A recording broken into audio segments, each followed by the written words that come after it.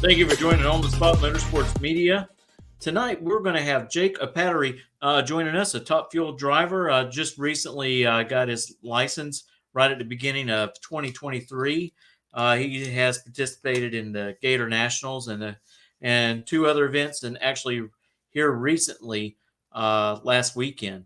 So we're going to have him coming on with us soon. But before we get into all of that, we're going to showcase our sponsors that help make everything happen on our end. So we'll be right back after these messages. 60 years of innovation, 60 years of attention to detail, 60 years of rigorous testing under race conditions is what makes ATI Performance Products great. ATI has been helping racers like you reach the finish line first. Today, we manufacture a wide range of high-performance parts that are track-tested and race-proven. We're passionate about performance, and that passion is what drives you to the finish line first. See everything ATI has to offer at ATIRacing.com. Hey Tornado fans, this is Kurt Miracle of Miracle Automotive and Towing, proud sponsors of Tornado Football. I want to welcome you to beautiful Stark, Florida at David Hurst Stadium, and thank you for letting us be a part of this community.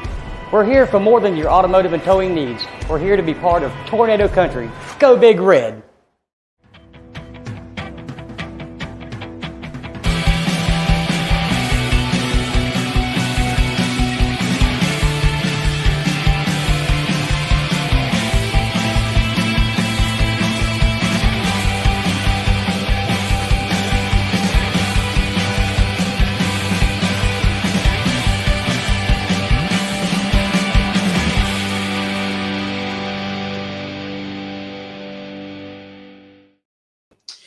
Hey, Robert, it's nice to have you back on tonight, co-hosting with me.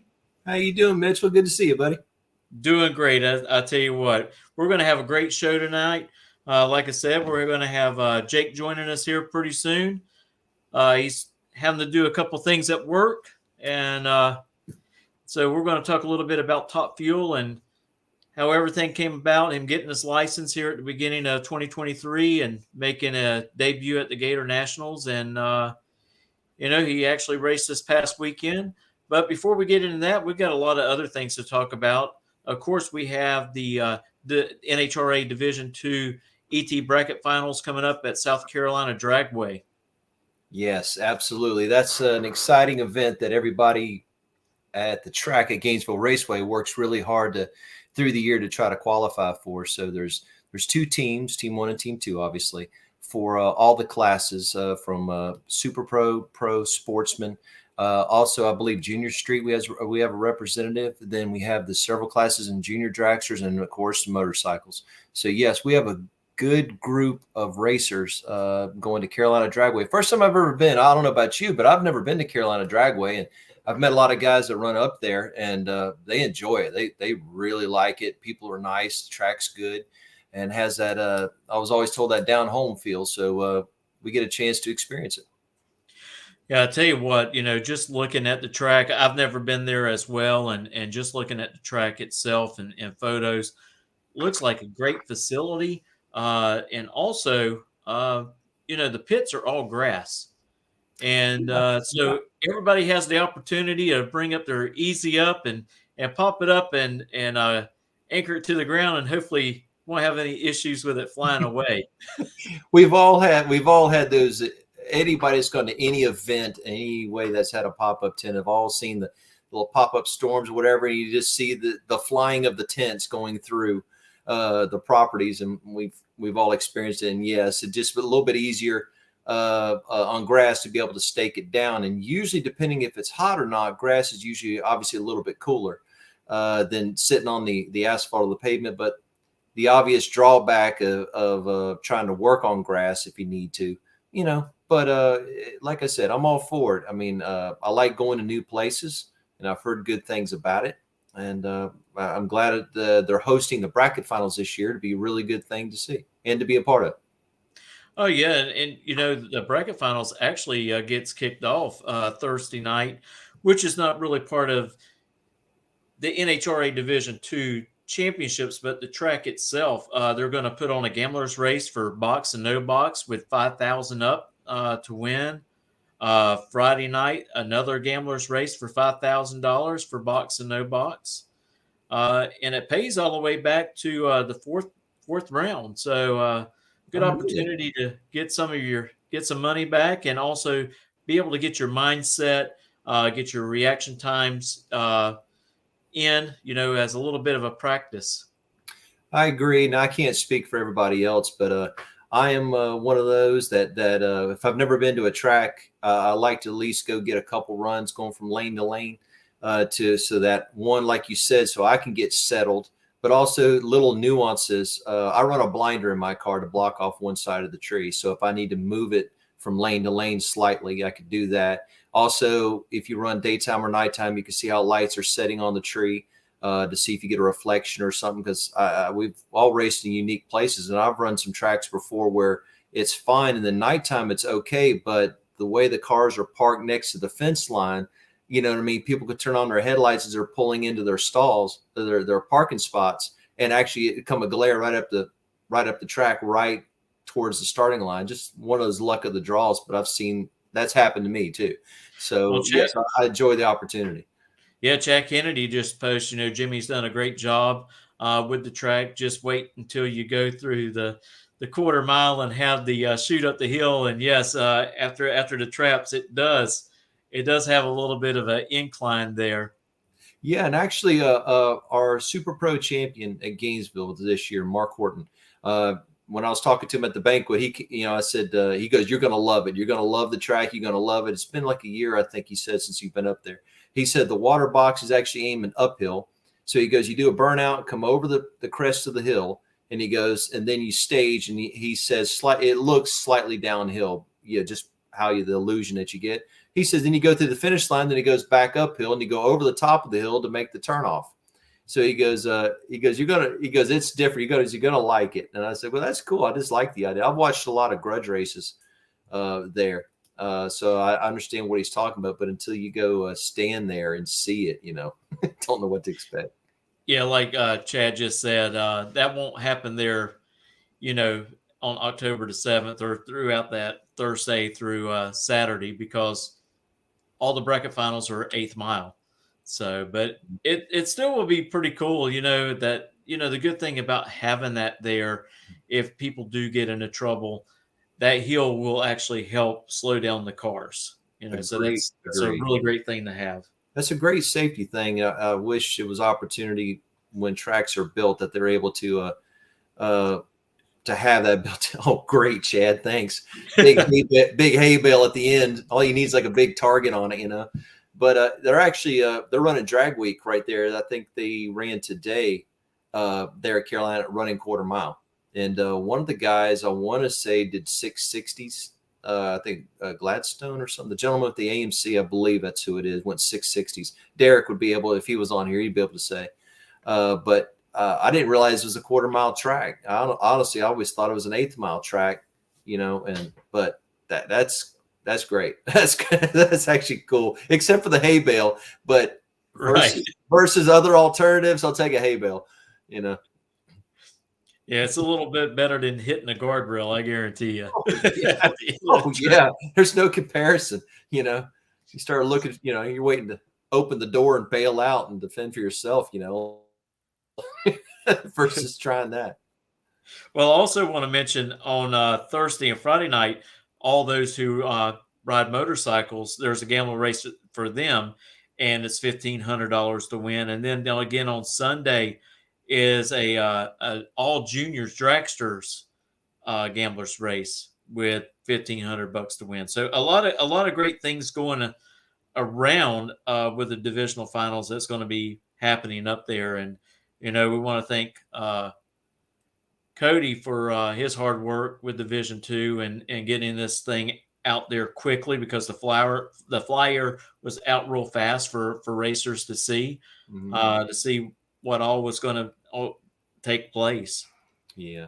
And I can't imagine trying to organize something like this with so many tracks that are represented. I can't remember how many's in Division II. I want to say like 25 to 30 or something like that, tracks that are potentially represented to come to a bracket finals. So trying to organize with all those managers and then getting up, how big each team is, plus then determining where to position them at the track. Because if you haven't been to a Division II bracket finals before, which I know you have, Mitchell, but I'm just speaking to others, that who track or points are acquired through the bracket finals by each team. Each team representative in all the classes, Super Pro through bikes, each round one represents 1 point, and they accumulatively put those points together. So whoever at the end of the final race on Saturday as a team has the most points will not only get a team jacket, okay, for winning the overall team title, but also for the following year, they get dibs on number one parking spot at the bracket finals. So as a team, the representative or track manager can determine where they want to park them. So, obviously if some track, wherever, if it has a better parking spot than others, then they get dibs, and then number two team gets second choice, etc. on down. So there's not only bragging rights, but there's a plus to it. In the past 3 years, I believe Bradenton has won the past 3 years in a row. They always have had a strong team, always have, and they show it. And then Gainesville won it, I believe, the year before that. I lose track kind of in there, but absolutely. And then the fact they're having the gamblers races, which is really good. And those are put on by the tracks. So there you go, Chad. I knew I was close. 662 at 217 is what I think Goldstone with the AMC did. Right. So he's over. I think he's the quickest during at that track, period. I think for the quarter mile, but also for the drag week for today, because the gentleman with the Viper blew the intake up into orbit. Okay, so that, and I don't know how Tom Bailey did with his, but I tell you, for drag week, it is something to see the 850 category. I can't remember what they call the class, but they're limited by 850 ET. And you talk about some throwdown, good, tight racing. It is amazing watching somebody come up and run three times in a row within 15 minutes and run between an 850 and an 854. They start with the 54 and then progressively each run. It's very, very impressive, to say the least. Well, I tell you, this is going to have some really good payouts on Saturday. Super Pro is $10,000. And so if anybody doesn't know about Super Pro, the index that is set is you can't run no faster than 440, but you cannot be no slower than 799. In that class, runner-up gets $2,000, semifinalists that get $500. Pro is from 570 to 910, and it's $8,000 to win, $1,000 to a runner-up, $400 back to the semis. And Sportsman, which we participate in, right? The bracket for it is between 750 and 10 seconds. Sorry, 1099. 5,000 win, $1,000 for runner-up. Motorcycle is 5,000, 1,000 runner-up. Junior dragsters is 500, the 250 for runner-up. And then they have the race champions, Super Pro electric vehicles, which is $3,000 a win, which it's a kind of neat category. A lot of people don't like the electric cars, but I kind of like the trend that NHRA is starting to set, that electric cars run electric cars. Agreed. And not getting them into regular combustible engines, I completely agree. I mean, I think everybody should have an opportunity to race, no matter what you have, as long as it's safe, obviously, as long as it's safe. So I think there's plenty of room for EV vehicles to run, and we watched them. I think you were even with me over in my pit over at South Georgia when we were watching the EVs run, and we were at the finish line. Oh, yeah. And it's interesting because obviously you don't hear them take off; you see the headlights move. Okay, but extremely impressive for out of the box how quick they are. But boy, you can hear them get on the brakes. You can hear them just all but lock them up at the finish line to keep from breaking out. So they're very impressive vehicles, and I wouldn't mind driving one day just to experience it. Yeah. And I tell you, I got the opportunity at the Gator Nationals this year to help promote street legal drags and had the opportunity to showcase my car. They asked a gentleman to come up from Bradenton with his Tesla.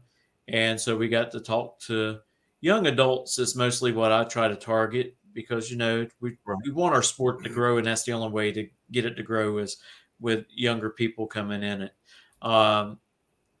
And I tell you, I'm not going to lie. I left first, but he caught me really quick and beat me. Yep. But I did have the advantage on the starting line, and he was asking me. He says, "Are we going to run a pro tree, or are we going to do a sportsman tree?" I was like, "We're probably doing a sportsman tree because that's what the juniors are running out there right now." Right. So we can go in the water box and do our burnouts and everything, and I pull in and I'm ready just in case they go pro tree. Right. And so as soon as I seen all three hammers come on, I'm out the gate. Just in case. Just in case. So I left him a little bit, about 60 foot, maybe, or just a little past that. And here he comes right back up on me, and he left me. I think he ran I want to say 1190 or something like that. Gee whiz. What kind of mile an hour do you have? Do you recall? What's that? Do you recall his mile an hour?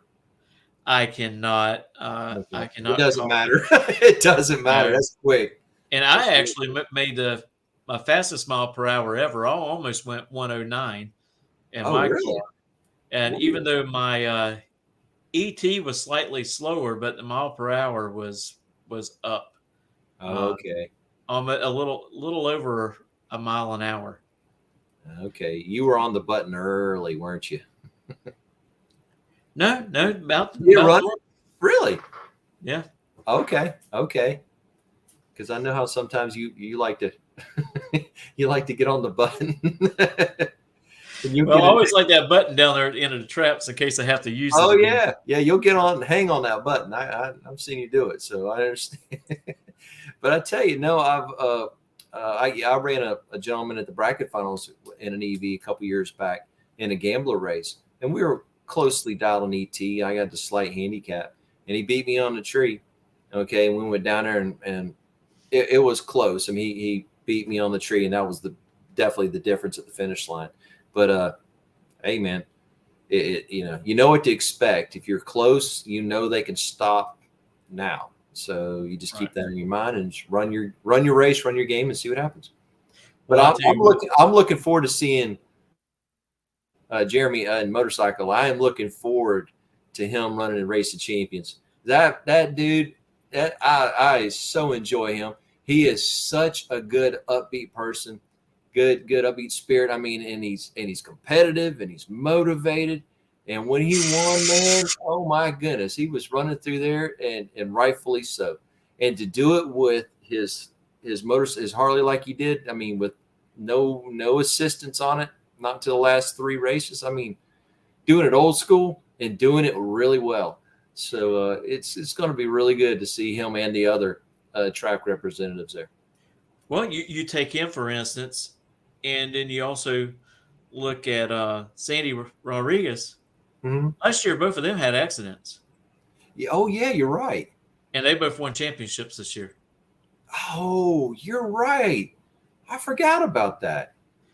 So That was pretty neat because you see him and how upbeat and up, you know what I'm talking about. So you don't think of, at least I don't. I know as soon as Sandy fired that up the first time, I know it crossed his mind. You know what I mean? Where he was lined up on the staging lanes and stuff like that. I know it crossed his mind. But yeah, I'm glad for him. I really am. I just want to let everybody know I talked to Jake. He's going to be coming on probably around 9:15 our time. He had to do some things, so he should be joining joining us here shortly. So we're just talking about some things that's also coming up at Gainesville Raceway. We got the 352 shootout coming up that Derek Putnam puts on every year. I think this is the 8th annual. I think so. That has a lot of different classes, and I think he added a 650 index class this year. I heard he did, and the fact this year is actually a 2-day race. Correct. It's the first time because it's progressively grown each year. Anybody that has not met Derek, you need to. He's one of the announcers on Sick Week and for Sick the Mag, but also for many of the racing racing tracks around here. He's an excellent announcer and a racer on top of it, and a person. But he puts on the 352 shootout, which started, I say local because it's Gainesville. It wasn't just limited to that, but kept the rules simple, small classes and stuff like that. And it has progressively grown where now there's no way you can get a race completed in one day. So now he's doing it in 2 days. So I look forward to it. I do. Well, and also weather has been a factor in the past, and that extra day, if you can't get everything done, you have that other day to fall back on. I think it's a great call for Derek to do that. I'm trying to look up some stuff real quick on that 352 shootout so we can run through it. Also to share with people out there, there's many other races coming all over the Southeast going on, not in conflict with the 352 or the Fall Brawl at Gainesville or the New Year's race at Gainesville. But there's other races that are happening too at other tracks. And one of them, since I like foot brake bracket racing, and I know you do too, Mitchell, but Michael Beard puts on a series of races up at a Piedmont track in North Carolina. And I'm trying to remember the name that he calls it's the Carolina Foot Swap Nationals. And it's October 13th through the 15th up at Rockingham. And for foot brake racing, I've never had a chance to go, and I always want to. It's on my bucket list. I've had a chance to go with Jared and Steve's World Foot Brake Nationals, which is a Super Bowl of foot brake racing. But Michael's races that he puts on is hurt, and he has several of them. And I heard it's great, but $10,000 to win each day. $10,000 to win, and it's like $350 to enter all 3 days. And they pay back starting at like third round win, for example. And it's true foot brake, no electronics, no trans brakes. I don't believe air shifters, but I could be wrong about that. But no trans brakes for sure. Right. So, and it's 8th mile only. So that's one of the events that's happening soon down in this neck of the woods. And luckily it doesn't conflict with our bracket finals or Derek's race. Right. You're talking about the 352 shootout. Get back on that. That's October 27th through the 8th. Gainesville Towing Service is the big sponsor of that, along with a lot of other sponsors that will be coming out soon. They will have 5 classes for streetcars / trucks, quarter-mile format. You got the streetcar shootout, limited street, real street, daily driver, and heavyweight.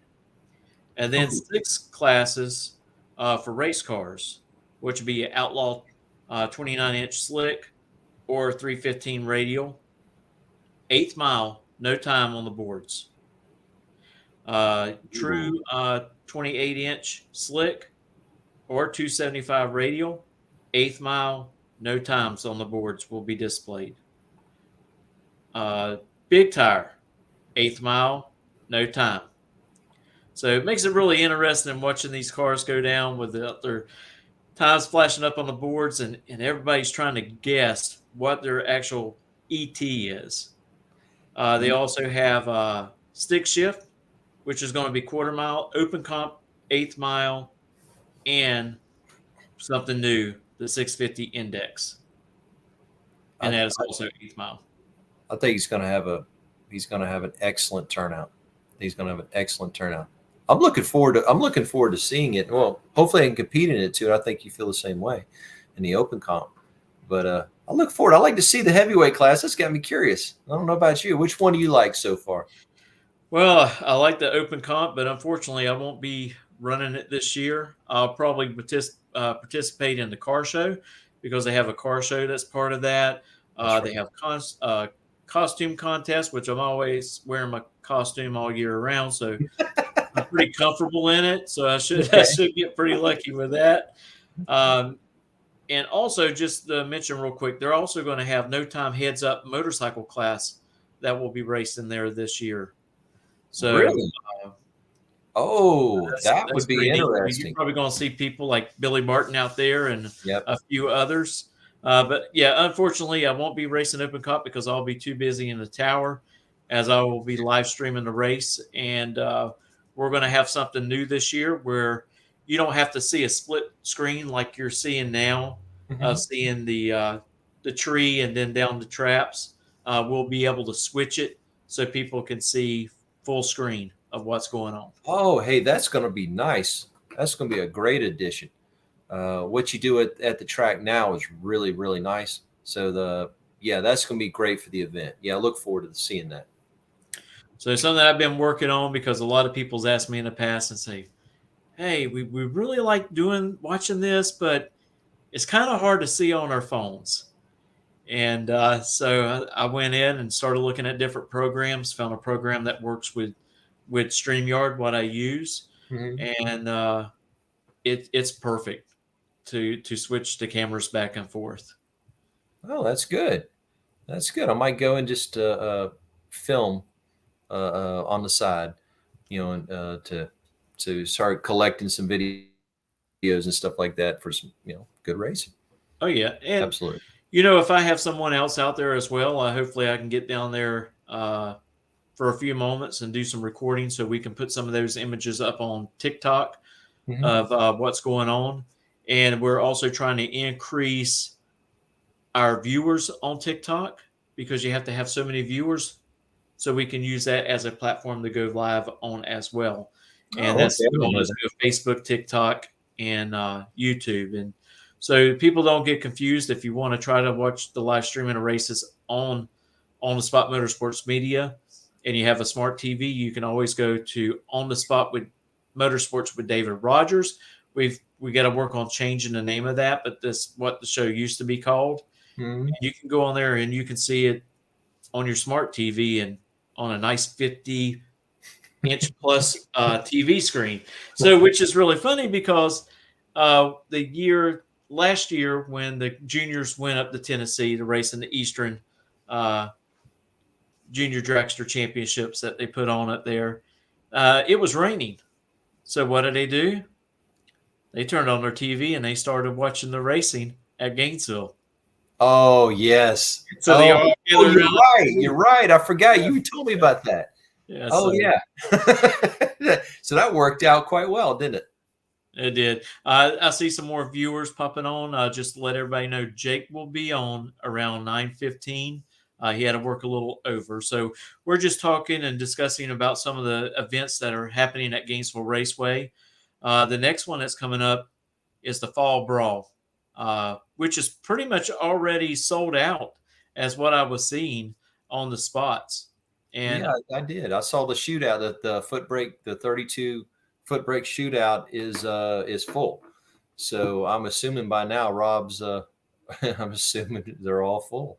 But we'll yeah, see. Rob Reynolds put this together pretty quickly, and it took right off the bat. And Yeah. wish him all the best luck. And we'll be live streaming that race as well on our Facebook page. It's going to be good. It's going to be a good race because the 32 that I saw on the foot brake side, they're all excellent racers, all of them. So just that aspect alone is going to be good to watch. Now, I tell you, I wish I could be in two places at the same time, but unfortunately, I cannot. Yeah, I've tried the doppelganger and it just doesn't work. So so we'll keep working on it. Need more time to work on projects we're all working on and things like that. But Also, that's coming up in December. I don't have the exact dates, but it's going to be around the same time it was last year. Is the No One Fights Alone race that's put on by Ben Whiting. A really great race. Money goes to a great cause after the payouts are done. That money goes to St. Jude's Hospital. And how that all came about, his son actually came down with cancer and had to go to St. Jude's. to get treatment, and thank God he's in remission and doing well. But another great race, and that will also be live streamed on here. And got some great news in March. The No One Fights Alone race will also travel to Rockingham Dragway, Oh, that's great. and then on Labor Day weekend, it will travel to Darlington. Oh, okay. Excellent. Excellent. A chance to raise awareness and raise money for St. Jude, and also be able to share with people that just unfamiliar. That's great. And to go to 2 new tracks for you. So that's good, man. I'm happy for it. And I got great news. We're going to be live streaming those races in Rockingham and Darlington. Oh, okay. So I got to do a little bit of traveling. You were holding that one back. Okay. You were holding that one back. That's good. That's good. So, you really are really busy. Yeah, we're really excited about those opportunities to provide that service for these events, because we always know that we have a loved one somewhere that can't make it out to the track, and this gives them an opportunity to keep up what's going on with them. I agree.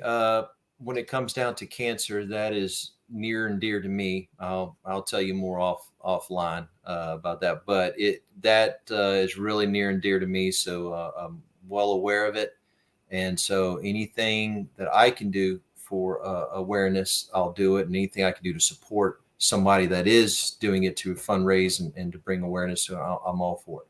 So I think it's a great cause and a great race, and the fact being able to expand that opportunity to other tracks is good. So we all need to do our best to support it in one way, shape, or form. Right. Just some quick notes. The divisional finals are happening at all the divisions. And this past weekend, Division 5 done theirs.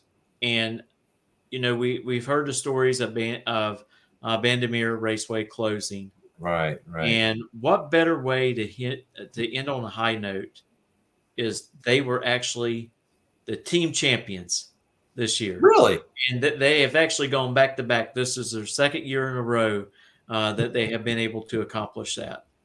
Oh, wow. Talk about going out on a high note.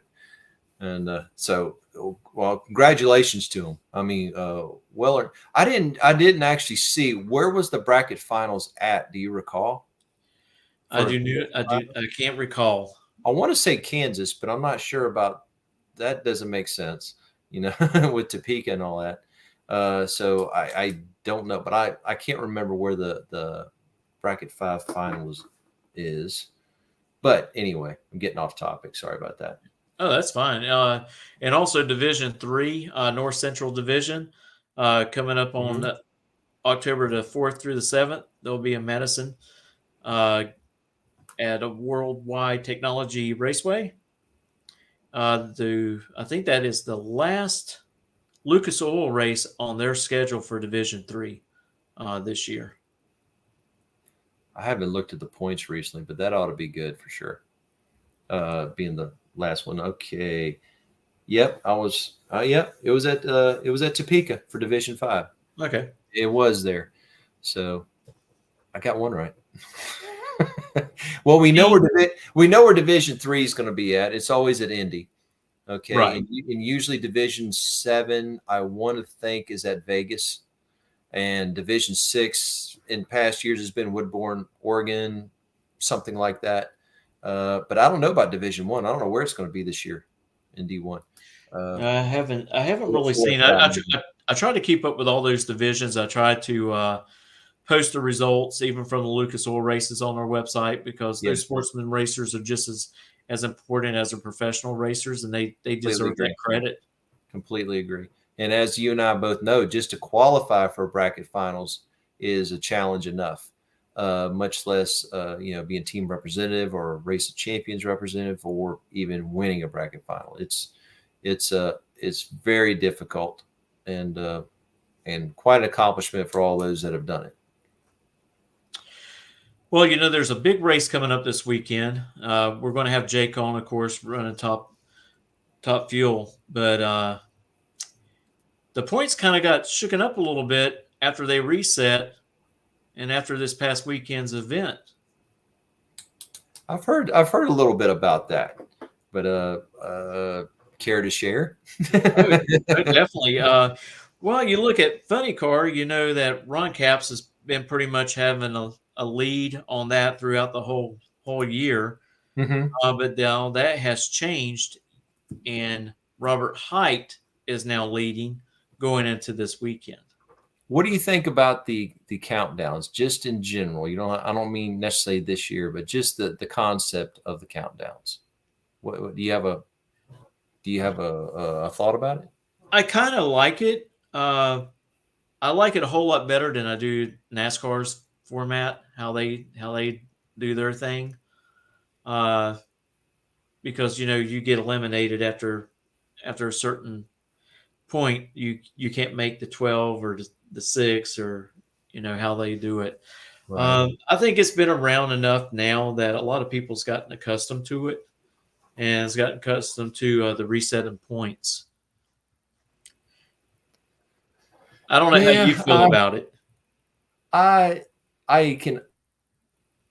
not a big fan of it. My gut is I'm not a big fan of it, and because how I believe it is, you go out and you race, and the racer who has the most round win at the end of the season, counting if you set a national record for those points, etc., wins the championship because they earned it. Okay, Right. now what's to keep the luck of the draw, which is a lot of luck of the draw. Somebody barely gets into the countdown, completely resets the points. Okay, now the person that had won 6 races leading up to it, now all their accomplishments are gone. Okay, I mean, in essence, gone. So now they start fresh, and let's say they only make a couple semifinals and a runner-up, whereas somebody happens to win once, get a runner-up and 2 semifinals, squeaks them out by 2 rounds. Now, by the rules, they're the world champion, but by overall wins or round wins, they're not. Right. So, like I said, I know there's more to it. I understand it's to build up the excitement behind it, and I understand that. I get that, but just the fact that somebody goes out there and hey, if they run roughshod and if they come out of the gate smoking and they stay consistent through the whole thing, then they earned it. Right. But I do understand also an opportunity for some of the less funded teams to actually be in the fight at the end of it. I get that too, but like I said, that's just kind of how I know there's more to it that I'm just unaware of, but it's just kind of how I feel about it across the board. How would you feel if you were leading points all the way up to the last 2 races and you had, 10 rounds ahead? All of a sudden that got scratched out, and then you end up losing the championship at our track by 2 rounds, or you get the idea, Right. Well, one thing that they did this year, they used those extra points that the Mission Foods Too Fast, Too Tasty event. They used those points as bonus points for the drivers as well. But speaking of which, the shakeup, Justin Ashley had the lead going in before the countdown, and now Steve Torrance has a slight advantage over him by 7 points. Doug Coletta, he actually moved up because he made it to the final round against Steve Torrance and actually won the event. So now he's only 26 back behind Steve. So, and Leah Pruitt's 54 points. So it kind of shakes things up, like you were saying, a little bit, and kind of probably does make some people a little frustrated. Yeah. I mean, I do get it. It's good, tight racing. But isn't it amazing that Josh Hart is outside the top 10, or Sean Langdon? I know that's the luck of the draw. I mean, that's the way it is. I mean, Clay Milliken got in there ahead of Sean by 3 points or 2 points. That's 3. And so, I mean, you're not going to get much tighter than that. But then once you go past Josh Hart, there is a big change in points, significant. And but like I said, I think there's things that to be considered, but I'm sure NHRA has approached all of the team owners and representatives and asked them in all the professional ranks what they think about the point system, the bonus systems, and to see how to continue participation and increase participation. I'm sure they've already approached them, and if there is changes coming, which I'm assuming there's not, then they're considering it. Right. Well, one of the classes I think is one of the most interesting to watch right now is the Pro Stock class. Yes. I mean, Yes. Matt Hartford Yes. has been on a tear here lately. Yep. And again, he grabs another win last weekend. And I mean, is there anybody out there who can stop him? That's the thing. Of course, you got Erica and Troy Coughlin Jr. right behind him, but they're 30 and 45 points back. Mm-hmm. But the And thing I just love Matt's story. That guy is hungry. He is hungry, and it shows. I mean, you saw the I'm sure you saw. I can't remember if it was on Facebook or Instagram, whatever like that, where he had problems with his car and he kept cutting off.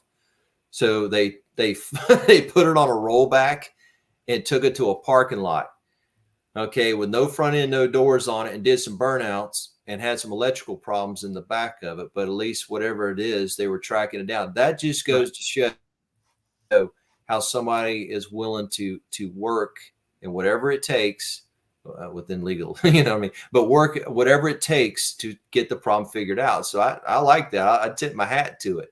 Anybody that's willing to do that with a pro soccer, and he's points leader. he's towing the car out on a rollback to go shake it down somewhere to try to figure out whatever problems it is. So I like that. Yeah. But yeah, he has definitely has had a great season, and he's going to make it difficult on Erica and Troy to catch him. Oh yeah. Now who does Matt's motors? Do you know? I don't know. And I can't think off the top of my head who does his. But well, I'm thinking any part of that KB Titan. I was going to say KB, but I'm not sure. Yeah. And because I know Greg is I think he's 7th or 8th in points right now. He's just had kind of a tough draw this year, but I mean the quality in that group, and of course Erica's group with the Elite Motorsports. Yeah, it is and definitely. Others, the quality and competition is unreal, second to none. Yeah, it's definitely a KB Titan Elite Motorsports shootout. Yes. I mean, it really is. Yeah, I would like it if a lot of people can get in there. Go ahead. And I know a lot of people they frown on it a little bit, but you know what? If it wasn't for those two teams, there might not be very many pro stock cars competing. Those two teams are the reason why pro stock is really picking up, both KB, Titan, and Elite Motorsports. Agreed. Now, I do know one driver that's been working really hard to overcome a lot of obstacles, and he was able to make the race last week, and that's Alan Pazensky, the one of the only Mopar pro stock cars that are out there on the track. And they have actually got where the car is running 660s now, and I think they're moving in the right direction. Really? I mean, so it's still Mopar powered? It's a Mopar car. When they changed the rev limiter rules several years back, it affected the Chryslers more than it did anything else with their RPM limitations. They worked better, clear up to over 11 with their port and with their port design and all that stuff versus the Chevrolet. So it affected them more. I was surprised when I learned that. So I was kind of hoping that he still had a Mopar engine in it. I know they have been working hard. Alan's a hard worker trying to find horsepower. I talked to him, and man, they're there's so many things behind the scenes that is going on. It's unreal, and I just hope him the best of luck for 2024. That's what they're working on right now, is getting ready and be a contender next year. To talk a little bit about Pro Stock Motorcycle. I don't know how much you follow it, Robert, but Pro Stock Motorcycle has been pretty much dominated by Gage Herrera. Young kid. I say he's a young kid, but he's been around racing for several years and other different classes and events across the country. But Vance and Hines going out and grabbing him and making him one of their own has really showed through this season, because this guy's got, I don't know how many number one qualifiers, how many wins. He's got a lot of wins, but Matt Smith is now starting to pour it on. Yeah, I really like. I've always been a Matt Smith fan because he's son of legendary Ricky Smith. Hey, sorry, we got Jake on. Oh, okay, good. Jake in. How's it going, Jake? Pretty good. Yourself? Doing good. We're just talking a little bit about the points system and how everything's going, and how everything's probably going to come down to an end during the countdown. And we're talking a little bit about Pro Stock Motorcycle right now, about Gage Herrera and how much of a tremendous year that he has had dominating that class. And now Matt Smith, that group over there, is starting to pour it on a little bit, going into the playoffs, picking up a win last weekend and moving ahead of Gage by 17 points. Yes. That was a very strong, impressive year out of the gate for Gage. If he doesn't win Rookie of the Year, I don't know who will. What a very impressive campaign. You're absolutely right. And I must say, Jake, first of all, hello, but I got to compliment you for your shirt at minimum. Anybody, because I know you're from the Illinois area and Chicago, so the Greek, anybody that understands the legendary name that is, and the man and the family and stuff like that is great. So I like that shirt. Yeah, the myth, the legend, the Golden Greek, Chris Caravasini's. Absolutely. I have a bunch of his shirts in my closet. Actually, it's because from a kid growing up watching the sport of drag racing and admiring all of its greats. The Greek was who stood out to me the most, and to this day he's my biggest hero in drag racing. I've always liked how charismatic and his drive and his amazing history, and the gold-plated Top Fueler still to this day is jaw-dropping to me. Yeah, it still is. I'll tell you, I'm pulling for his granddaughter to hopefully have a good year next year. I know that probably some funding issues maybe has held her back a little bit, but she's been doing some things with Paul Lee here this year, doing a lot of stuff, his PR stuff behind the scenes. Oh, that's good. That's good. Because I like I said, I haven't watched her here recently, but she has a good history, good lineage, and good ability, good skill. So it's going to be great to see him going forward. But Jake, tell us more about you. Where do I start? Start at the beginning. Start where you pick it. To be honest, I don't really have much of a racing history. It started in 2016 when I took Frank Hawley's drag racing school, the SuperCom program over there. And 2016, 17, 18, and 19, I would return and meet him and the guys at Indy or Route 66 to do graduate runs at the conclusion of one of his courses. So that way I could stay familiarized with the, speed and power a little bit.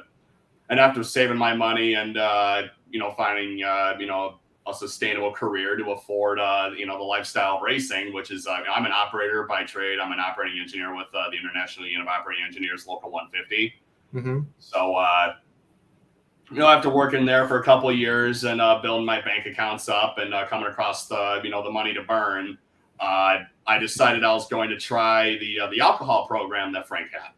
Right. And this was in 2021. Oh, excuse me. Sorry. And this was after. this was after COVID and everything. So he really, he didn't do any, courses during COVID, obviously. So 2021, he resumed operations. And I went and did the alcohol program with him in March of 2021 and got that program done. And a month later, I tested in Del Worsham's Top Fuel car. Nice. And I tested in his Top Fuel car after the conclusion of the 4-wide race in April of that year. Mm-hmm. And we got the license done in 3 runs and in 1 day. And after that, over the course of 17 months passed before I got behind the wheel of a Top Fuel car again. And in the meantime, between Vegas and my debut in St. Louis, I only made 1 run in a Top Alcohol funny car that's owned by a guy named Eric Morrison. Mm-hmm. And we were going to go for another one, but the rain didn't want to play. So we ended up doing 1 hit, 330 foot, putting in the trailer and, heading back. And October, the end of September, October came around where I made my debut at the NHRA Midwest Nationals in St. Louis last year. And it had been 17 months since I was in a car at that point. Oh, wow. And still to that day, let me see. The amount of runs that I had going into that race was 22 runs in anything. I had only been down a drag strip 22 times. Oh, my goodness. And that's with the Super Comp cars. That was with Frank's alcohol car. That was with Eric Morrison's car and Del Worsham's car and then Gary Leverage's car. Gee whiz. Wow. Talk about a fast progression. I mean, I'm not the only driver that's done it. Like Larry Dixon did it, Del Worsham did it, Rob Passy did it, just in, a few examples. So it's, is it a, people going straight to Top Fuel, like, it's not unheard of and it's not, it's not uncommon. Right. I'm one of the people that, took that route though.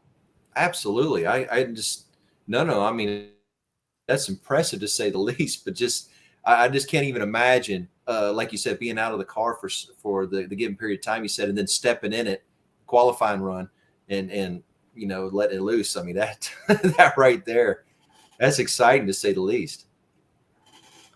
And the first hit of the weekend was at night. And that was my first run in any kind of car at night. Oh, the plan was, way to be broken into night driving, I suppose. Really, really. Fuel car down the track, like you've never made it past a night, no big deal. So, it was a planned half track hit, and about that run, the burnout and the backup went well, and then it was time for me to roll into the beams, and it's been a while, since I made a hit in a car like that. And I remember, a woman named Becky Larson was rolling me into the beam. She's like, come on. And then she tells me to stop. And I didn't stop. And I rolled forward a little more. And then I stopped. And, she looks at the wing and she looks back at me and looks down at the wing again. And she's like, you got this much before you light them up. And I'm like, okay. So, after, she gives me the go ahead to roll into the beams. I flip my visor down, and sure enough, as soon as I let go of the brake and feather the clutch, I double balled it. Aye, okay. And at that point, I knew what was going to happen. So, I knew that the official was just going to mash the button and the embers were going to come on way before I was even ready. So I was like, man. So, I just ignored the tree, pumped the brakes, high side of the motor, waited for the fuel to catch up, dumped the clutch, waited there for a second or so, and then I dumped the brake and mashed it. So that's why I had a reaction time of just over a second. People are like, reaction time of 1 second, like, what's this guy doing? But it was like I double bulbed it, and instead of panicking and launching the car without high siding the motor or staging it properly, it was I had to slow down and just take it as life comes at me. That's actually a very wise move, because you're actually right. You're riding a bull, to say the least. But that was actually what you're describing, and you're right. That's a very, very wise move to do. Yeah, and I had a bye run, so, and it was qualifying, so it really doesn't matter what your reaction time is in qualifying. Right. You're really not racing anybody. You're just racing the clock. Oh, yeah. Very true. And your best qualifying run last weekend was a 390. Yeah, that was a 397 at 282. The car shut off at around 800 foot. The safety system shut it off. But still, nonetheless, that was my first run in the threes and in competition. And that was the fact that I was able to get my first 3-second run on my birthday weekend in Maple Grove. That was an amazing experience. Oh, that's a good addition right there. Pretty cool. Happy birthday. 29.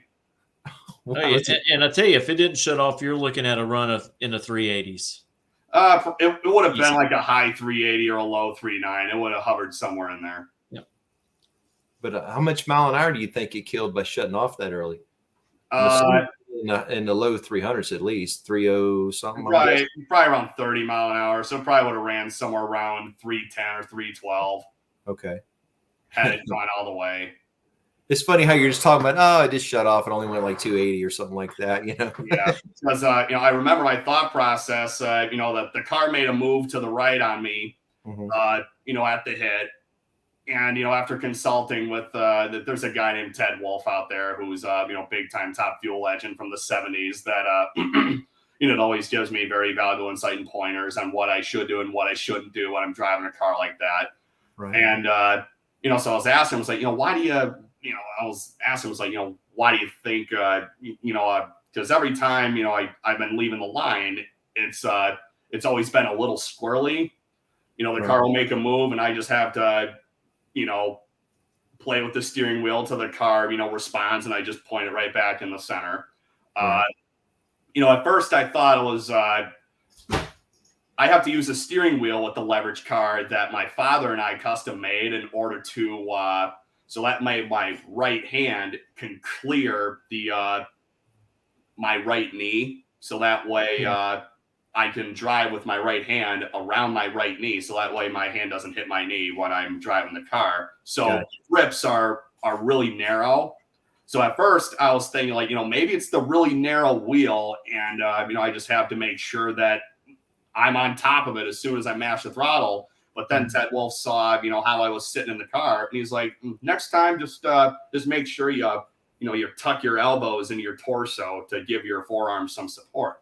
So the next time I drive the car, I'm going to do that.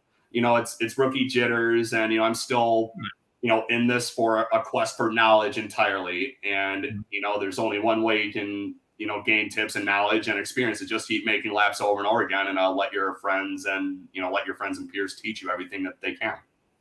I agree. What's your outlook on 2024? How many races do you think you'll run on the schedule next year?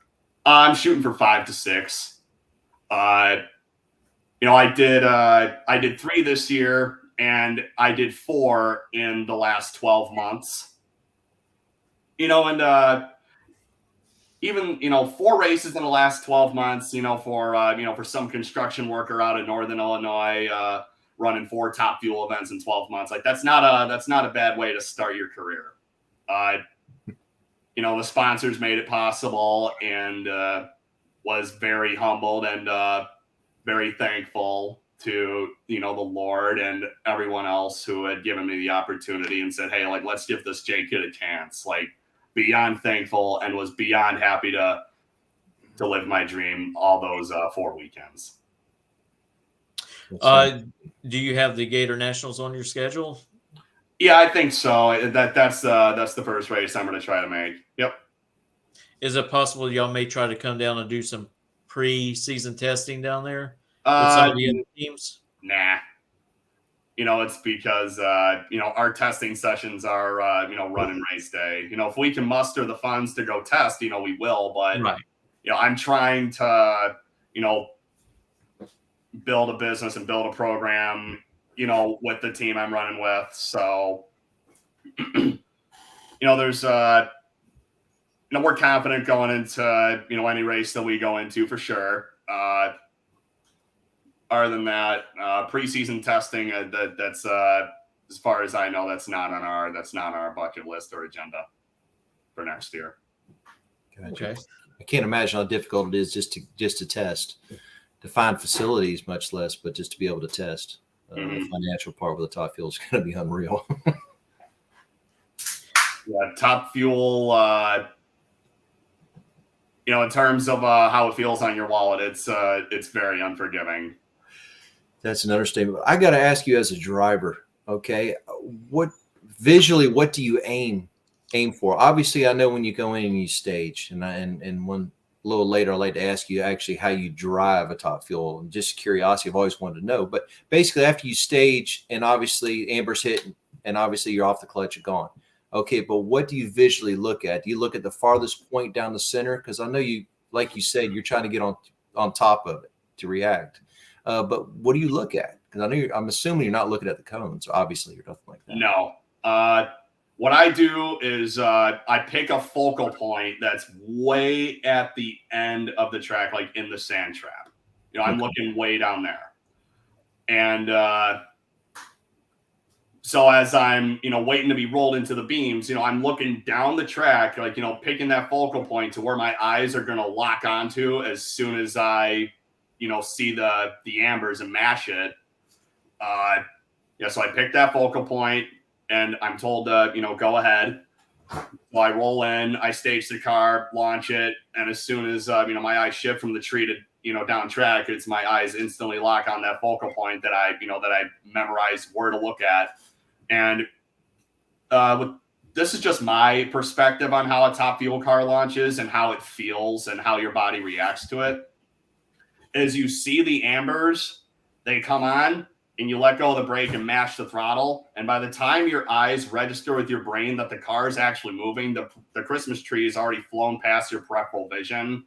And if your foot increments, the car is already going 100 miles an hour when that happens. Right. So by the time your eyes register with your brain that the car is moving, you're already going 100 miles an hour. And then when you realize you're already going 100 miles an hour, it takes off twice to 3 times harder as it did when it left the starting line. So as long as you just keep, your focus way down at the end of the track, and you don't, look away or pick a new point, that focal point that you picked way down there will help you get right down the track straight as an arrow. Obviously, the driver difference and driver input between dragsters and funny cars is significantly different. Mm-hmm. Funny cars, you drive them, dragsters, you point them. Would love to drive funny cars someday. That would be sweet. But I was getting ready to say, now you have some, some connections now to be able to, because I've always liked seeing people that have gone back and forth. They either start in funny cars and go to Top Fuel or vice versa. And to hear their explanations, just like what you did, I'd never heard anybody explain quite yet that like you did, the fact that you actually, by the time your eye registers it, you're 100 miles an hour and you're already at the tree. So I mean, to hear that description is just mind-numbing to think of that. After you've driven, a Top Fuel car, and then you would get into, something that would run like, a 6.0 or a 5.9, and then go drive something like that. Like, it feels like if you were to jump into a car like that after driving a nitro car, it feels like you can smoke 2 packs of cigarettes before you even reach the finish line.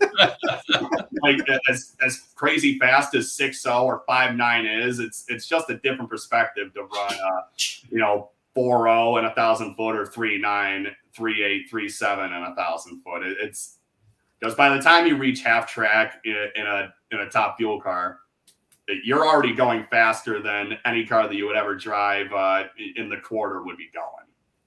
Right. Real. Mm-hmm. Real. I know there's a lot of drivers do a lot of different techniques to get mentally ready to go down the track. What type of things do you try to do to get mentally ready? What I do is, I don't listen to any music or anything. It's, I just like silence. And when I know it's time for me to get in the car, I make sure that I've, had enough silence, that I've had enough time to just sit there and breathe and compose myself before I have to put my gear on and get strapped in the car, because I know that as soon as I get all my gear on and get strapped in the car, I'm going to have to recompose myself again, Or it's like, okay, like, you got to the point where you're committed to getting the car. It's like, okay, now you're in the car, breathe, be quiet, and focus on the task at hand. And as soon as I, recompose myself to, where I'm comfortable in the car, it's like, I may hum a tune to myself, or I may sing a song to myself, like, just to help the seconds tick by. One song I remember singing to myself when I was in Maple Grove was, I can't remember the exact name of the song, but but the rhythm was, 6 days on the road and I'm going to make it home tonight. It's like some kind of old trucker song, but yeah, I was singing that to myself. Yeah, 6 days on the road and I'm going to make it home tonight. And yeah, I just kept singing that to myself. So that was me telling myself, you're going to get down the track and you're going to be just fine. Yeah, I like that. That's good. Like, the chaplains at Races for Christ already prayed over me, and I felt comfortable in the car. I said, "Yeah, dude, go out there and go get them." 6 days on the road. I remember that. What's your strengthening regimen? You have to be really strong physically to drive these cars. What kind of things do you do to stay in physical shape? And to be honest, my career, I run a hydro excavator. That's the machine I run in the trades right now. And all that is, it's just constant hard physical labor, setting up the dig tubes, moving the boom around, manhandling it, heavy lifting, constantly ripping up manholes and stuff. So I'm constantly moving around. So that's, as of right now, that's what I do. Other than that, like, when the slow season comes around for winter, I have a goal to, at least probably drop another 10 or 20 pounds over the winter months. So we'll see how that goes. Yeah, and I got a gym membership and everything, and I go there when I can. Yeah, I get it. I can. It's hard. It's hard to do that while you're working a full-time job, trying to keep yourself in shape to be able to drive a car. And a lot of people don't understand that. It takes a lot out of your day. As of right now, I still have a good metabolism, but I know that's going to catch up with me sooner or later. I'll be like, holy cow, where'd these 40 pounds come from? That might be 2 years. It sneaks up on you too. It sneaks up. It's nothing that, it's nothing quick. But I want to ask you, do you have a routine? Because every racer I know has a routine or a habit or something that they do, and it helps them with their muscle memory or helps them relax them. Do you have a routine that you do when you get in the car? I know what you said, singing the trucker's tune. I get that. But do you have a routine like you put on your right glove first versus your left one? You do this, you do that. Is there something that you do? The left glove always goes on first, then the right glove. Usually, in order to, keep my body temperature down as much as possible, it's because, believe it or not, but I'm not a man of the summer. I hate heat. And, wow. Of course, being trapped in the fire suit is absolutely miserable. Right. Yeah, that 90 seconds of glory when the car's running, it's all worth it. Other than that, usually we throw my gloves on last, after we get me strapped in the car, so that way, at least my hands can get some fresh air and stay cool or whatever. So, as we're, rolling, up into the water box, like, we're still plenty far away from it, but as we're getting kind of close, then we'll throw my gloves on. Yeah, the left glove goes on first and then the right one. Other than that, I've only run 4 races so far, so the routine is it's breaking itself in. But I do have a pretty good idea on how everything goes together. The same 2 guys help me put my gear on and strap me in the car each time. I know where everybody is on the line at all times, and it's coming together. But due to the fact that I'm still very new to the sport and I'm still trying to figure out, my routine and what I should be doing. Mm-hmm. It'll all come in time. I just need more time to perfect it. I agree. Yeah, that totally makes sense. Yeah, comes in time. Because the only racing that I've ever done in competition of any kind was in Gary Leverage's Top Fuel car. I never raced anything prior to that. no juniors, no super comp, no alcohol cars. It was, the only competition in racing I've ever done was in like I just said, in a Top Fuel car. Oh, wow. Okay. I have a lot to learn in terms of, my starting line routine and getting everything, in order. But, that will come in time. And I know I'm optimistic about that. Right.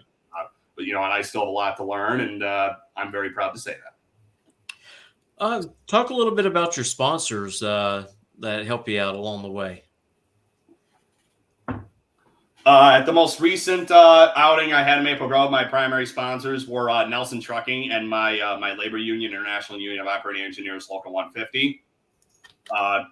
At the Chicago race, my primary sponsor was the Chicago Federation of Labor, and we were promoting the Proud Union Home campaign, which is a campaign, meant to raise awareness for the middle class and working families, particularly union families. Raise awareness about them and their their day-to-day life and their grind for work and steady employment. The International Union of Operating Engineers Local 150 also sponsored me there. I was also sponsored by the International Brotherhood of Electrical Workers Local 701 and the International Brotherhood of Electrical Workers Local 117, along with the Operators Union Local 9 out of Denver, Colorado. They were on the car there. I also had Foundation Mechanics. That's it's an engineering company owned by a cousin of mine out of the Oak Park area of the Chicagoland area. And let me see what else for Chicago. I also had a company called Automotion that was supporting me. Goodson was on board. In Gainesville, I had BlackRock Industries, which is a paving contractor that's owned by another family member of mine that's out of the Texas area. They sponsored me to run, and they were the primary sponsor in Gainesville. We were also working with Till Valhalla Project a little bit. They had the front and rear wing slots.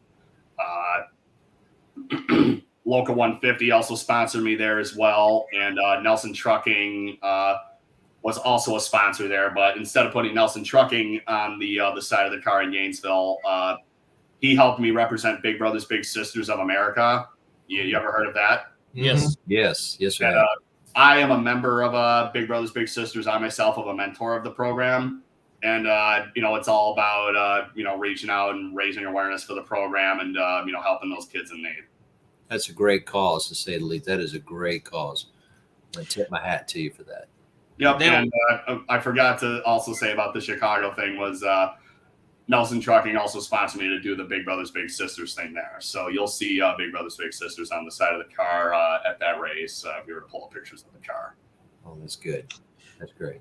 Is it possible the opportunity? There's a couple of locals that's not too far from Gainesville Raceway. You got IBEW Local 1205, and you have IBEW 177 out of Jacksonville. Is there a possibility of them being on your car at the Gator Nationals? I did receive, some suggestions from, fellow operator brothers down in the Florida area in terms of, which local to reach out to. But, it all comes down to the size of the union, the amount of members it has, and their advertising budget. So it's obviously if it's a small union, with, less than 500 members, it'll be hard for them to, get on the side of the car. Obviously, there's always something that could be worked out. I would love to slap any union. I would slap every union in America on my car in a heartbeat. I would, and I would love to. But that all comes down to what they decide and what they can afford, just like any other potential sponsor out there. If it's within their budget, if it's within their means, and if it's within their interests, they'll do it. Well, maybe both 1205 and 177 can come together and help you. 1205 and 177. Yep. You're looking for a pin. I can see that now. You're looking for a pin. Yep. Might as well write that down just in case. Yep. 177 is out of Jacksonville, and 1205 is Gainesville.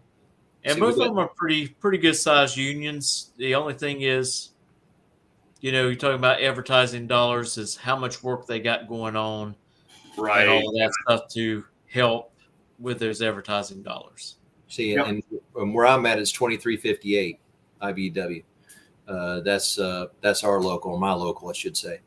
up here in Jacksonville. So I can't remember how many members we got, but we represent over 2,000, at least in this area for the municipality. Yeah, that's a municipality up here, the power company. Okay. So give you some ideas for some money. Yeah, and I think with particularly the union related sponsorships, it's worked. It's kept me out there, and I'm proud. I'm very proud to use that as a platform to raise awareness to my union brothers and sisters and their families by giving them a card that is about us. At the end of the day, I'm just some bloke that runs equipment that has a side gig, but I want to use.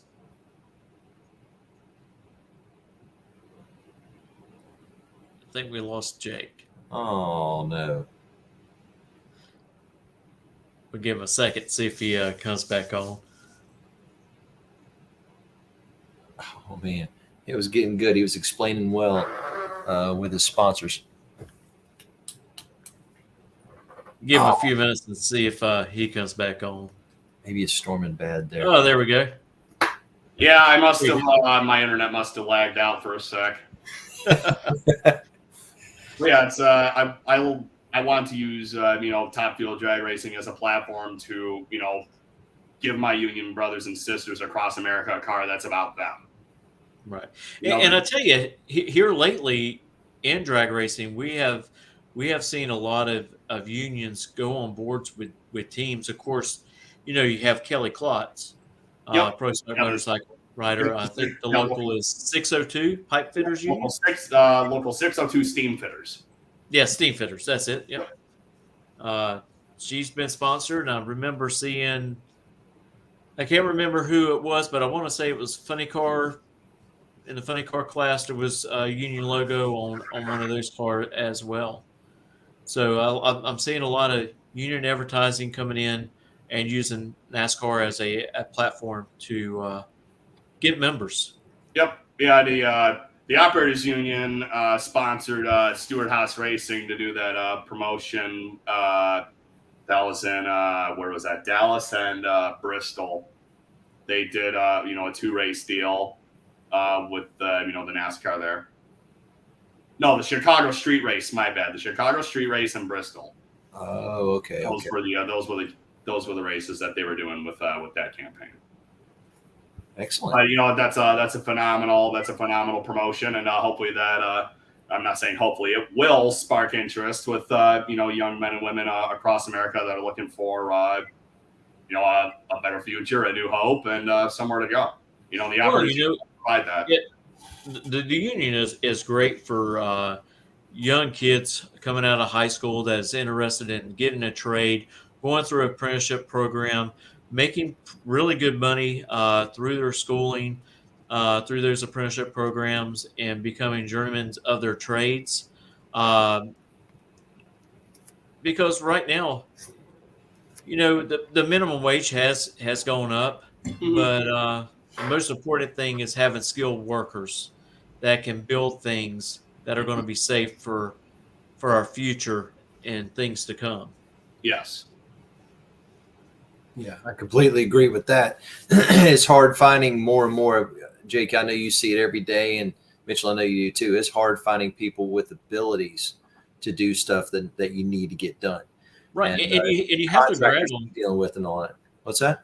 And you have to grab them at a young age while they're in high school, because it's sad. There's 30-year-olds, they'd rather sit at the house playing video games instead of going to work and providing for their family. And I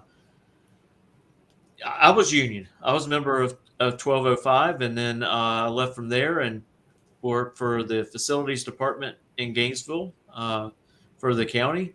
We were union. And unfortunately, I'm not union right now because I work for the court system, and so they don't have no union. But the union's always done me good. I made great money. I loved hitting shutdowns at nuclear powerhouses. Go in there and work 7 weeks, and making about anywhere from $10,000 to $13,000 after you've already paid for your expenses, your room and board and everything. So that's nice little licks for 7 weeks. Need to come hang out with you, Mitchell. No. I'm in 2358 IBEW. Even though where I'm at, I'm not an electrician, I'm an engineer. But when I say electrician, I'm not a lineman, I should say. I'm that, but I still am in that field. So they still have areas for us, and yes, in our company, our business, we had problems probably about 5 or 6 years back, and it got bad. It got really bad political and all that stuff like that, and the union was up to bat for us, and obviously we were backing them up too. So without their backing and their support to to go and do the fights and the battles beyond the political part that we were doing at City Hall and other things like that, then possibly we wouldn't be sitting here today, and this still have the union, still wouldn't have our job, still wouldn't have it in the position that we do now. Things have gotten better since that previous regime was actually booted out. It's gotten better, but so I got to say, yes, union, from my experience, has been good. And to get you something straight, I know we got some viewers on here. A lot of people think unions as like the mafia, but it's far from the truth. And unions work with the contractors that they supply labor for. They just don't go in and say, hey, you're going to pay us this or you're not going to get nothing. They do try to work with those companies to find a equal place that's good for the employers or the companies that you're going to go work for and the workers. And that's the way we've always done things. When I was in IBEW, we'll have meetings, we'd negotiate. It's a negotiation thing. And it's not that, unions force everything on these companies. That's totally not true. Yeah, that's a complete misconception. Yes, it is. And a lot of people, that's the reason why some people are like, oh, I never joined a union and you have to explain to them, hey, someone's been telling you a bag of lies, because that is far from the truth. Right. And to say unions do not have skilled laborers as a whole is an understatement. Well, not an understatement, but it's not true. It's completely opposite. I mean, it is extremely skilled laborers and all, like what you do, and other fields, union workers. They're very skilled laborers. So it's about quality. Correct. That's what unions are there for, is for quality, not quantity. Agreed. You want to build a nice building. In terms of you don't want to fall down 2 weeks later.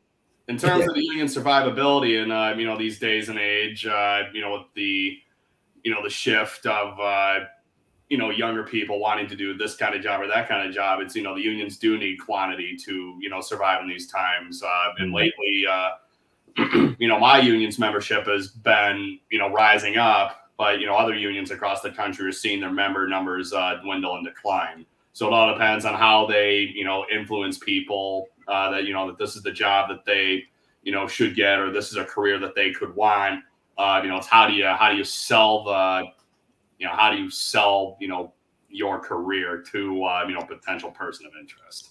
Agreed. It's about communication. It's about communication, just like you say. If your local union leaders are really good at communication, like ours are pretty good, it really helps the understanding, so that way you're able to go out and share with people that are coming into your field or are unfamiliar with the union that's representing you and stuff like that. So that, like you said, so the numbers being represented can go up. So you're right. And I'm glad that they're backing you, and hope they continue doing that as you move forward in your career, because we need new, fresh faces.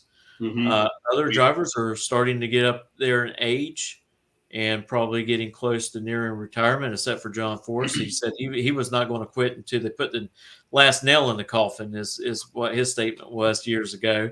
And I tell you, I believe John. I believe he will drive to. He can't drive no more. Yeah. So he has one foot in the grave. Yeah, that man's unbelievable.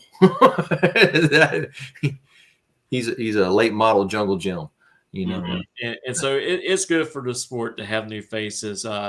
We got yours to look forward to. Not Jenna, but Jasmine Salinas. Jasmine Salinas, yep. Yep, she's going to be moving into Top Fuel ranks next year. We got Angel Sampay. Went from the motorcycle. She's going to run Top Alcohol Dragster for a year up underneath Antron Brown and be a second car to their team probably by 2025. Yep. Is the plan for her and Top Fuel. You have Christian Baldwin.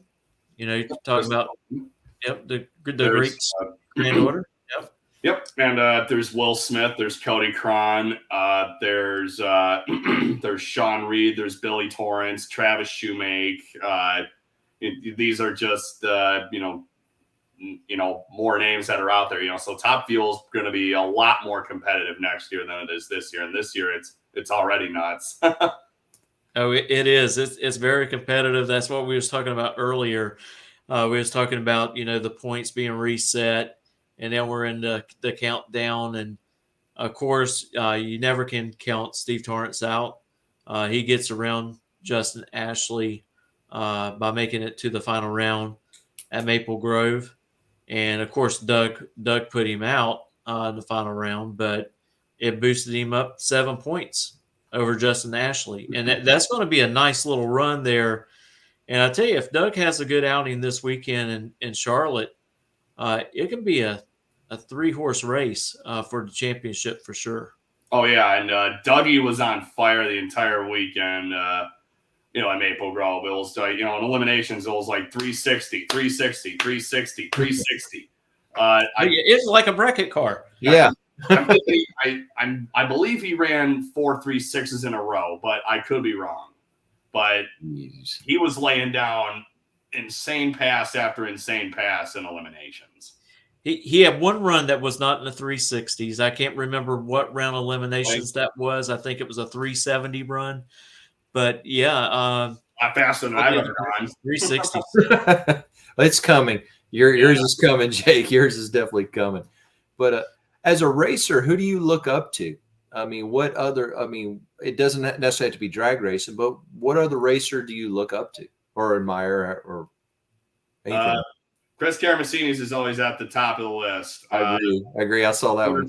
The racers. I remember my first racing hero ever, from the first one I can remember was Terry Labonte. Oh, okay. That was my first favorite as a kid. Little side story real quick. It was, I was a diehard NASCAR fan as a kid. And then my father and my uncle made the mistake of taking me to my first drag race when I was 7. And overnight I was a NASCAR fan. And then I was an NHRA fan. Oh, okay. And the light went off. Yeah. NASCAR. I'm here. And, other races I look up to, in the sport, Terry Totten's one of them. Gary Leverage, the team owner I drive for, he's another. Dave Lowe.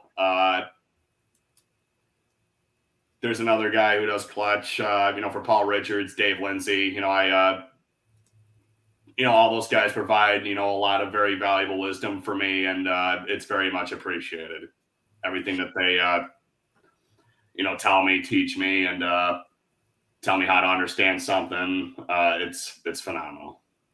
Well, what's so really good about the sport of drag racing, as you get more and more acquainted and racing, you'll have guys like Steve Torrance come over and try to help you. Doug Coletta, those guys will start coming. I know when Josh Hart first got into running Top Fuel, Steve Torrance talked to him quite a bit during his transition of his rookie year, which he done very well at Gainesville because he ended up winning Gainesville the Gator Nationals.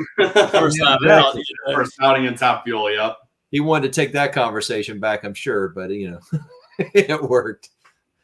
Yeah, so it's worked out really good for him. I know he's had a little bit of struggles here and there this year, but you can't count Josh out. He's a good guy. He's kind of quiet, but just a great all around guy. Hey, Jake, if you don't mind me asking, on the car during the routine, I know you said you've got a limited number of runs so far on it under your belt.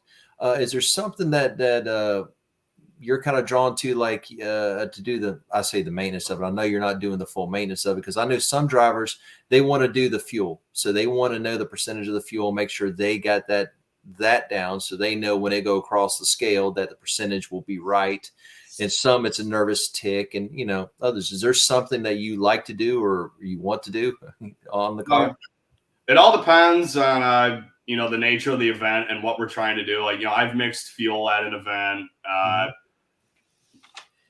and other times, there'll be a guy that does mix fuel, and they'll just tell me, it's like, hey, just stay out in front of the trailer right there, sell the team to the fans, and attract them to your sponsors. Gotcha. Create, just go out there, work with the fans, and do your part as being the constant team representative. Usually when I run, that's mostly what I do. I stand at the edge of the trailer. I near the autograph card stand, and I just stand there, talk to people. I bring them into the pit and stuff like that. Let the kids sit in the car, put adults in the car too. But other than that, I do want to get more in depth with the maintenance on the car. Mixing fuel, I can do that. Want to do it again. But in Maple Grove, we had a couple of guys on that. They just wanted me at the edge of the trailer, just making the fans remember meeting Leverage Racing. Absolutely. Agreed. You're the face of it. So that totally makes sense. There's so many questions. I just love learning about different styles of racing, and Top Fuel's one of them.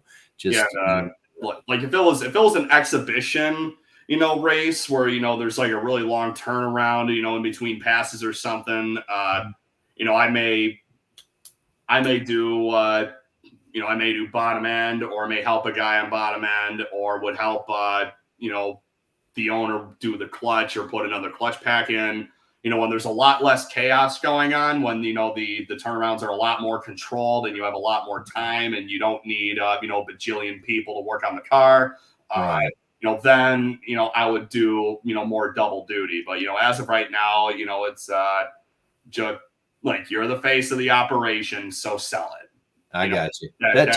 You're right. You're right. Because I think it's 75-minute turnaround on elimination day. Does that sound about right? Something like that. Yeah, it's nuts. Yeah. To get it off the track, cross the scales, back to your hauler, service it, and get it back in the lanes by the given time. Yeah, it's a mind-blowing thing. It's a vicious cycle. Yeah. Yeah, and the team's having to try to do all this while fans are all gathered around the pits watching.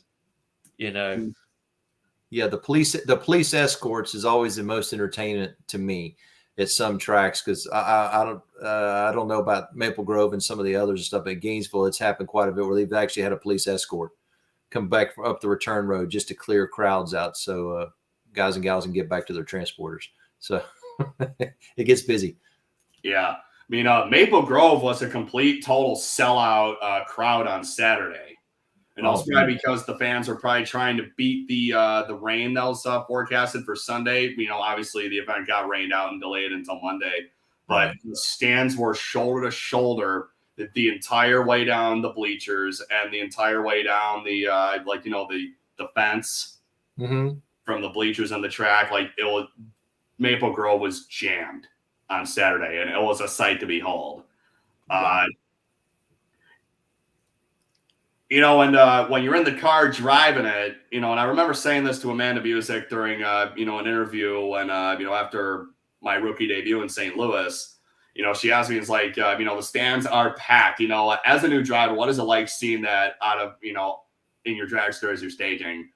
And when I roll up, to the water box, I may, take a quick little glance to see, just what the stands look like, but just the perspective of, what goes through my mind in the car is as soon as that car fires and it's running on nitro, the only things that exist in the entire universe are you, your car, your team, and the guy in the other lane, the guy or the gal in the other lane. Those are the only things that exist in the universe. Yep. And, after you throw the chutes and bring the car to a stop and pull off the track, then you're brought back to reality. It's like, oh, there's all those people. Like, where did all these people come from?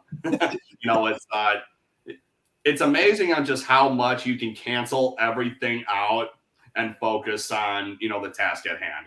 It really is something. Yeah. Yeah. You're right. You're right. And especially something as volatile as you're driving, I can definitely see how you get focused, but I'm curious how they start a top fueler. I know they don't start it straight on nitro, but just how do they start it? Well, they started on alcohol or gasoline. We started ours on gasoline. It's because if you were to try to, start an internal combustion engine on straight nitro, it will just hydrolock and launch a cylinder in a geosynchronous orbit above whatever racetrack you're at. Exactly. So there's a couple of videos out there of, top fuel cars where, they're on the line and, there's a little bit of nitro in the cylinder and it goes off. There are a couple of videos on YouTube of where that happens, and it's terrifying.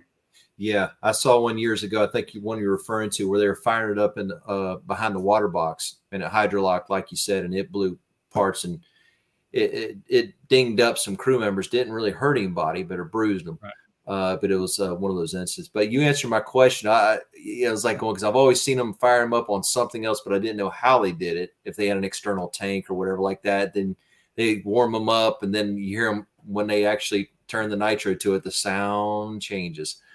And just a squirt bottle or an old Valvoline gear oil bottle that's been washed out and clear of all residue. Like they'll take like an old gear lube bottle or just like a big squirt bottle. And they'll just pour just spray that right into the injector blades. Or some teams have like a little hole. They may have a little hole poked in the injector blade that's specifically for spraying the fuel into or the gas into. Okay.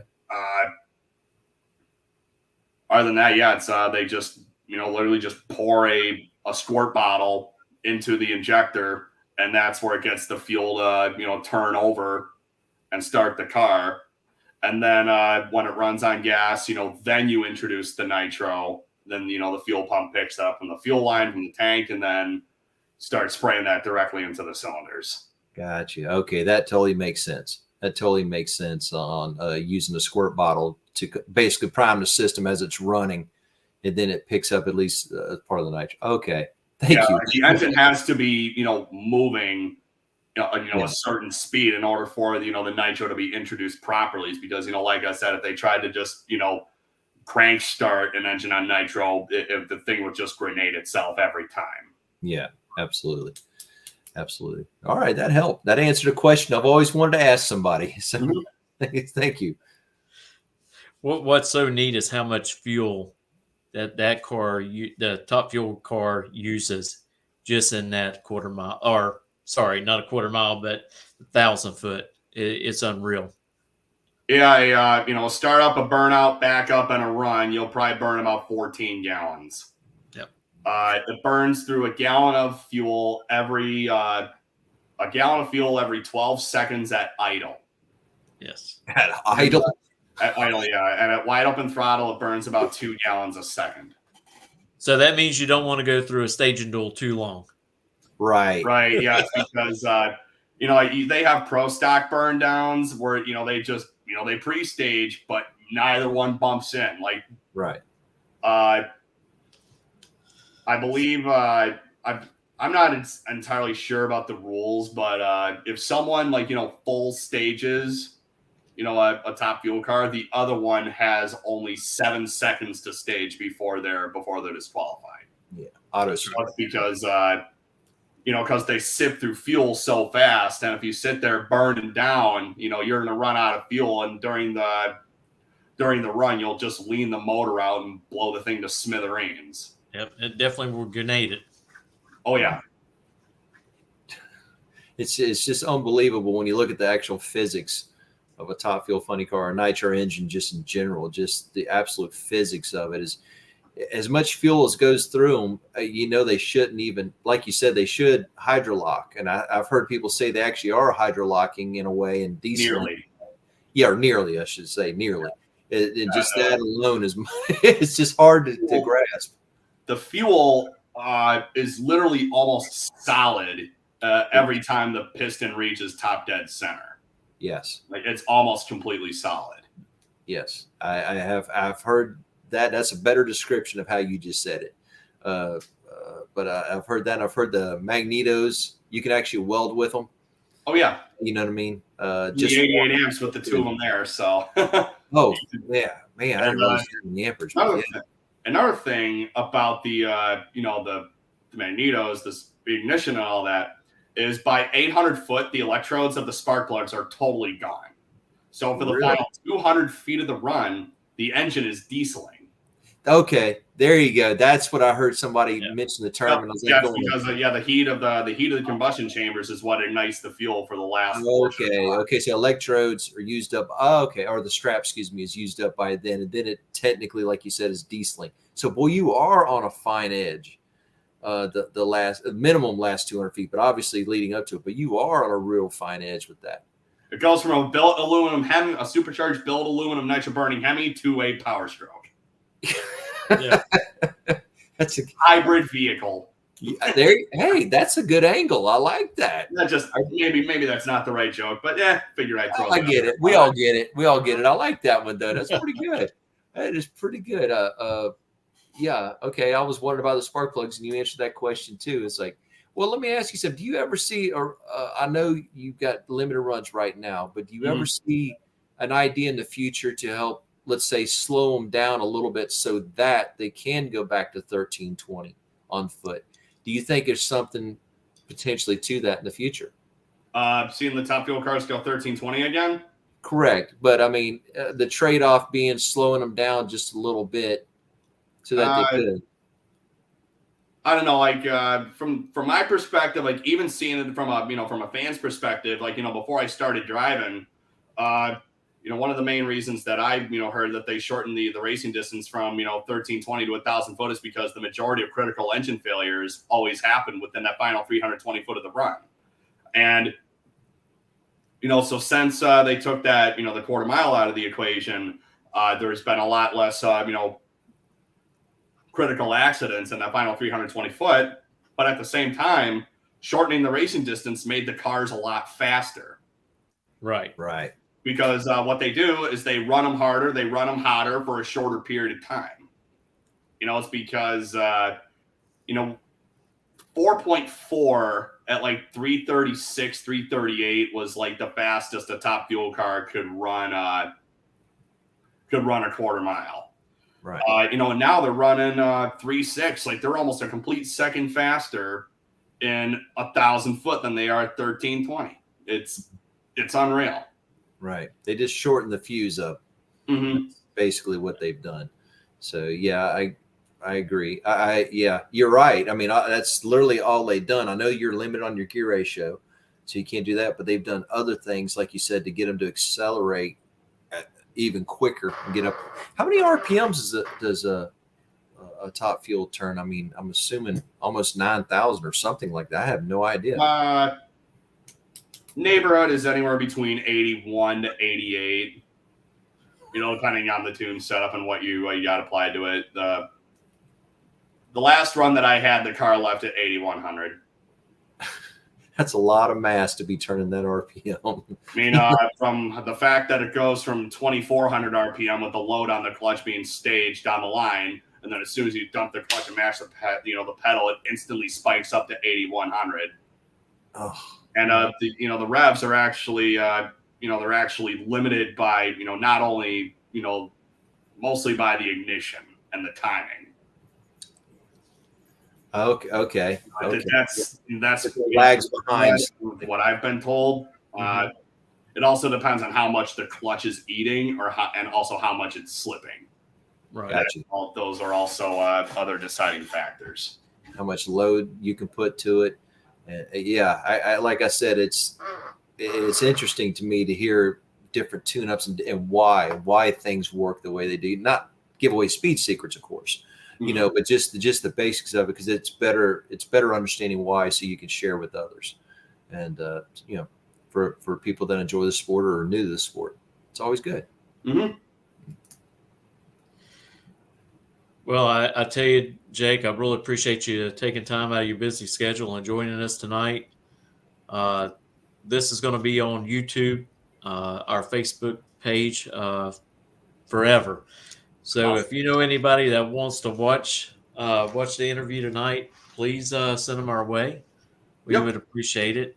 They'll be able to get to know you a little better as well, and what's on the rise for you next year. You're going to do some more racing, and I'm happy to see that, and really looking forward to meeting you in person at the Gator Nationals next year. Yep, likewise. I can't wait. Thank you, Jake. Appreciate everything, and like Mitchell said, I look forward to meeting you at the Gator Nationals also. Yep, likewise to you, Rob. Thank you very much. Thank you. How do you like it now that Gainesville is the first stop on the schedule than what it had been in the past, starting in Pomona? All depends on who throws the party first. I don't care who does it. It's just got to happen. Right. That's true. That's true. Yeah, the season opener in Gainesville, though, oh, wow. The amount of people there is mesmerizing. It was a sellout crowd all 3 days. Yeah. And if I could, when we go there in 2024 and just a few months away from now, to lay down, some more runs in front of the ever-growing largest Top Fuel crowd in history, we can't wait. And I tell you, one good thing about the Gator Nationals, it can be storming outside, and people will still show up. Oh yeah, like I remember one year, it's going to be a rain out. I remember one year, didn't they get 4 inches of rain one year? Oh yes. Yes. And I remember watching a video on Facebook, and Scott Palmer was out there with an RC boat, around in the parking lot or whatever. I know what ditch he was at. I know which one he's at. Right outside the stage lanes. Yep. It was an event in Gainesville. What I would have did was I would have brought a jet ski and just started riding it up and down the ditch. But how am I going to fit a jet ski in the back of a Ford Flex? I don't know, but I'll figure it out. Yeah. Hey, there's enough people around. They'll lift it up, put it on top, but that's up to you. Yep. You have to sign the waiver. It was so bad that they had to call a tow company in to pull cars out onto the asphalt so they could leave. Oh, that's how wet it was in the parking lot. And also, not the same year, but a similar year, we saw the results of some people who mistakenly had their RVs, and either the child got in there and bumped it out of park or whatever, and they rolled back into the ditch. And when I say into the ditch, they're basically lakes, they're not ditches. Okay, so halfway full of water, so people are swimming out to the RVs to make sure the kids and families all right. There was at least one or two, and we're all going to shaking our head, and you know what I mean. As long as everybody's safe, everybody went on racing. And I'll just stand there with my violin saying, "Gentlemen, it's been a privilege playing with you tonight." Exactly. And off you go. My job's done, Just looking at the thing like it's the Titanic seeping beneath the waves. Exactly. And I promise, if somebody would have been at the front windshield and done the view off the front of the ship, I would have lost it. I would have just absolutely lost it, just been sitting there just rolling on the ground. But everybody was safe, and they had a good chuckle about it. And they actually pulled it out, got it dried out enough, and got it started and drove it home. Nice. It did. That was the bonus. Everybody cheered them when they were clapping. I mean, water coming out of the exhaust and everything, doors open, fish coming out, the whole thing. And they got it dried enough. I don't want to know what it smelled like going home, but they were not local. They were out of state. Okay. Florida bog. Yeah, exactly. They loaded up the family and they, moved to Beverly. They were gone. So Robert, it was pretty good. That was a good classic one for sure. Robert, I can't remember what year it was, but one year it rained so bad leading up to the Gator Nationals that people had to park in other parking lots and be bussed in. Oh, spectators, really? Yeah, they couldn't park there. It was so wet. Oh, so they had to bus people in to the Gator Nationals from other parking lots in Gainesville. I forget what year that was. I can't remember exactly, but I do remember being in the pits. Oh, man, they're coming by with hay trucks, just dropping hay back in the back 40, just trying anything to pack it down so people can move around. And you were just hoping that you were near the asphalt so you could get out. Yeah. And that's the only thing you hope for. Or you definitely, if you had your car out already before the bottom fell out, you leave it on the pavement. You know how it goes. And just hopefully it dries enough that you can get out when it's time to go. But yeah, it could be bad at times. We're still at sea level, literally. Yeah. Well, God is my witness. Let's hope that does not happen in 2024. Eh? We agree. I hope not. We want good cold air, good dry air, good track conditions. That's what we want. Dry air. It's Florida. There's no dry air there. Certain times of the year it can be good compared to you. Yeah. You're right. Yeah. One year, this was probably back in early 2000s. It was nice and cool and cold. You could see the vortices coming off the wings of the Top Fuel cars. Yes. Plain as day. And that's actually cool to see. That is extreme, for lack of better terms. But that is a really interesting thing to see. And he's right. And wait till you see love bug season. Hopefully you won't have to experience that. Yeah. Yeah. All right, gentlemen. Well, hey, anyway, I really thank you for having me on, and I want to thank you for your time. It was a lot of fun, and hopefully this video gathers a few likes. Yep. And I'll tell you what, good luck on your future, and we're looking forward to seeing you at Gainesville. Best of luck, Jake, and thank you very much, buddy. Thank you very much. Have a good night. You Take care. All right. Bye. Bye-bye. And there goes Jake. What a great interview. What a great young man. He's 29 years old and rapidly moved up and got his Top Fuel license. If I was 29, I would love to have my Top Fuel license. I can't even imagine that. I can't even imagine that. Like you said, just at this moment has fewer runs and as quick a progression as he's made is unbelievable. So you're right, to be 29 and have that opportunity.